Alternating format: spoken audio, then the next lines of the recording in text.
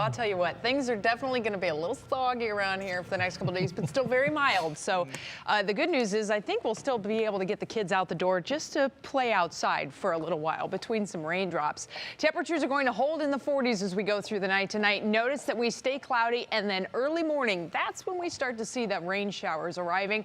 The radar across northern Ohio right now is clear, but we go south and there is a whole lot of rain that is stacking up all the way down to the Gulf Coast, and generally see everything is kind of cruising right our direction. So we are anticipating a rainy start to the day tomorrow, but it will also be a mild start. Those temperatures aren't going to move from the mid 40s as we start the day tomorrow. Then we'll tick up a couple degrees, and then by the time we get into Saturday, we'll start to see some falling temperatures. But for now, it's mild. Where is the cold air? Well, it's all locked up here in Alaska and northern portions of Canada. You may have heard they are expecting high temperatures in places like Fairbanks and Barrow at about 30 below zero.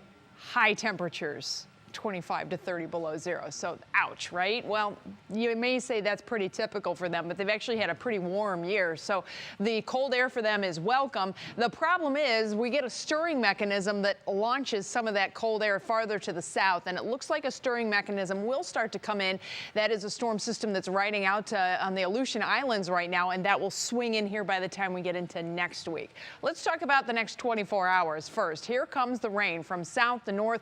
Early morning rain showers will be targeting areas right around that US 30 corridor and point south, then start to sneak farther north as the morning wears on. So if you do have to get up and get rolling tomorrow morning, plan on a soggy bit of a commute. Winds will be light, but notice that the temperatures are going to be very mild.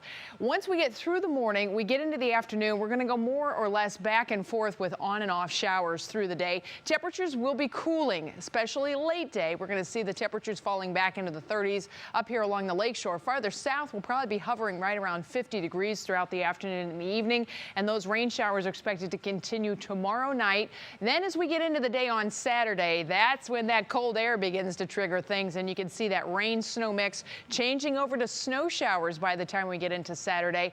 At this point, we are not expecting accumulation, but we could have some elevated surfaces that get a little slick. As far as the rain potential goes, well, in the next 48 hours or so, we're probably going to end up having about a ½ inch on average throughout northeast Ohio. Areas north getting less, areas south getting a little bit more. Upper 40s for your day tomorrow, a rainy start. Then the showers will linger as we get into the afternoon. Notice we peak early afternoon. Temperatures then start to slide. Farther south, though, my friends down in portions of Worcester over to Canton, Dover, New Philadelphia, you're going to hold about 50 degrees or so for most of the day.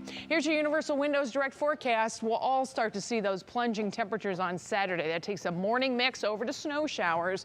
We'll continue to have some rain and snow chances around on Sunday. Most of that will be snow with a little rain mixing in at times. A bit of a break on Monday. And then Tuesday, here comes that big old thing out of the Aleutian Islands. That's going to be the next thing that we have to keep an eye on in the forecast.